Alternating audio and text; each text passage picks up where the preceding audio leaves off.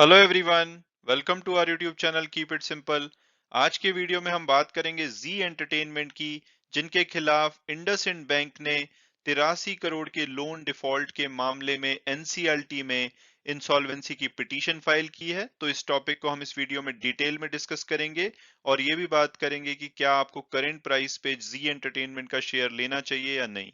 और आगे बढ़ने से पहले अगर आपने अभी तक चैनल को सब्सक्राइब नहीं किया तो प्लीज सब्सक्राइब करके हमें मोटिवेट कीजिए।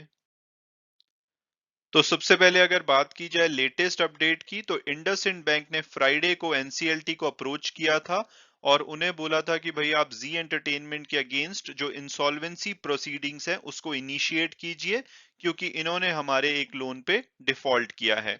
और जो ये पिटीशन है ये सेक्शन 7 जो होता है इंसॉल्वेंसी एंड बैंक्रप्सी कोड का, उसके अंतर्गत फाइल की गई है।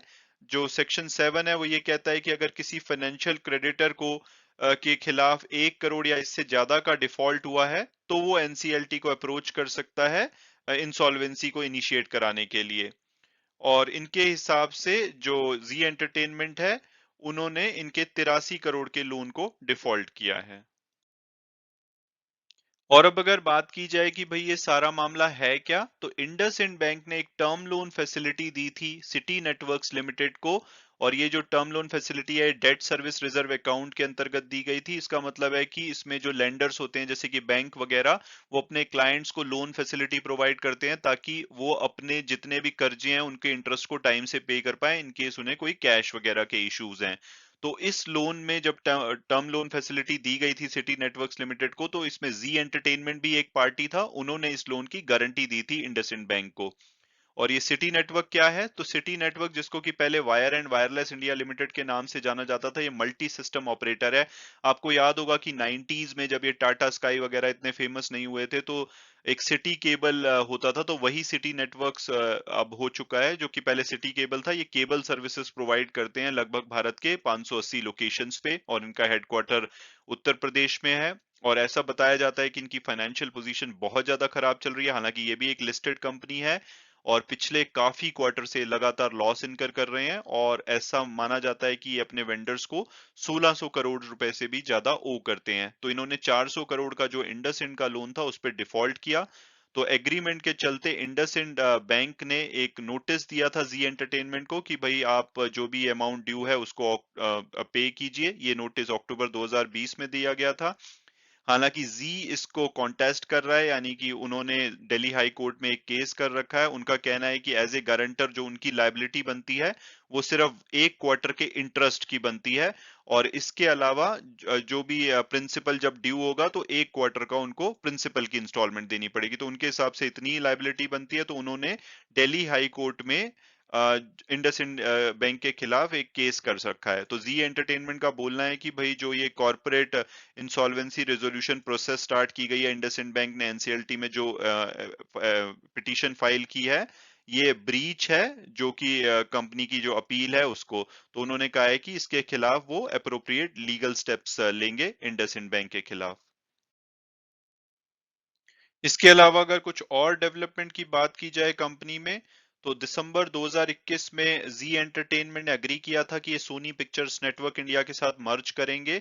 और जो मर्जर के बाद जो कंपनी निकल के आएगी उसमें सोनी का जो मेजोरिटी स्टेक होगा, इसके अलावा जी जो प्रमोटर फैमिली है उनका 3.99% हिस्सा होगा, और उनके पास ऑप्शन होगी कि वो अपने हिस्से को 20% तक बढ़ा सकते हैं।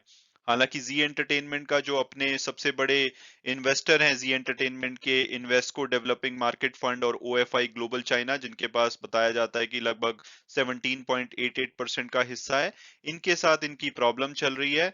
क्योंकि जो इन्वेस्को है वो एक्स्ट्रा ऑर्डिनरी जनरल मीटिंग की डिमांड कर रहा है।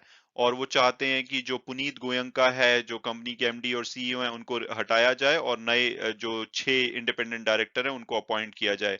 और जो ये मामला है अभी एनसीएलटी, एनसीएलए, एलएटी और बॉम्बे हाई कोर्ट में चल रहा है। और इस डिस्प्यूट के बीच में ये इम्पोर्टेंट होगा कि जो जी और सोनी का मर्जर है उसके लिए जो शेयर होल्डर वोटिंग चाहिए, तो उसमें इन्वेस्को के वोट का देखना होगा कि वो किस डायरेक्शन में जाते हैं, वो इस मर्जर को अप्रूव करते हैं नहीं है, क्योंकि वो बहुत ही इंपॉर्टेंट होगा इस मर्जर को कंप्लीट करने के लिए।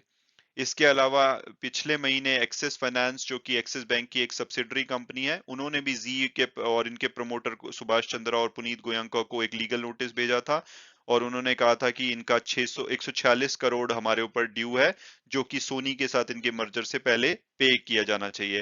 हालांकि पिछले महीने जी ने उस टाइम पे बोला था कि ना तो जी ना ही इनके एमडी और सीईओ पुनीत गोयंका इस लोन के अगेंस्ट पार्टी हैं, यानी कि उन्होंने कभी भी इस लोन के लिए एक्सिस फाइनेंस को गारंटी नहीं दी थी, तो उन्होंने डिस्प्यूट किया था। तो ये बहुत सारे मामलों में ये इन्वॉल्व है।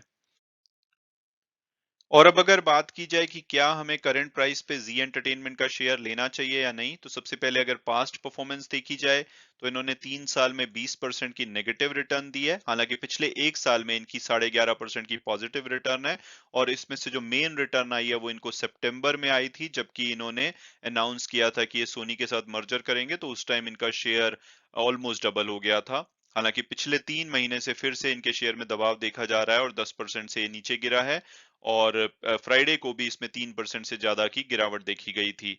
हालांकि जो ये इंडसइंड बैंक की पिटीशन की बात है, ये जी एंटरटेनमेंट ने लेट इवनिंग फ्राइडे को स्टॉक एक्सचेंज में इन्फॉर्म की थी।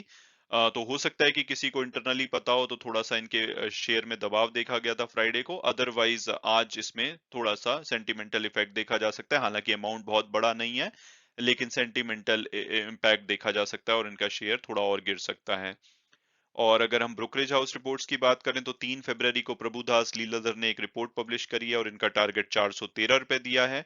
और अगर हम टिकर टेप के प्रेडिक्टिव एनालिसिस को देखें तो उनके हिसाब से इनका जो एवरेज टारगेट प्राइस है वो 366 आता है, हायर साइड पे 456 और लोअर साइड पे 253। तो जो अभी फ्राइडे की क्लोजिंग थी वो 278.3 पे हुई है, तो उसके हिसाब से ये अभी अपने एवरेज टारगेट प्राइस से काफी नीचे पे अवेलेबल है, ऑलमोस्ट लोएस्ट टारगेट प्राइस के आसपास अवेलेबल है, तो प्राइसिंग अट्रैक्टिव लगती है।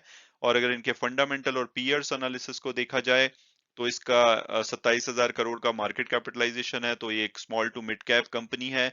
इनकी पी रेशो थोड़ी सी हायर साइड पे है, इनकी वैल्यूएशन इनका हाई लगता है इनके पीयर्स के कंपैरिजन में, खासकर सन टीवी, टीवी 18 और टीवी टुडे के अगेंस्ट, क्योंकि इनका शेयर अभी पीछे काफी भागा था, तो उसकी वजह से इनका जो वैल्यूएशन है थोड़ा सा महंगा हो गया है। रिटर्न ऑन इक्विटी 8% के आसपास की है।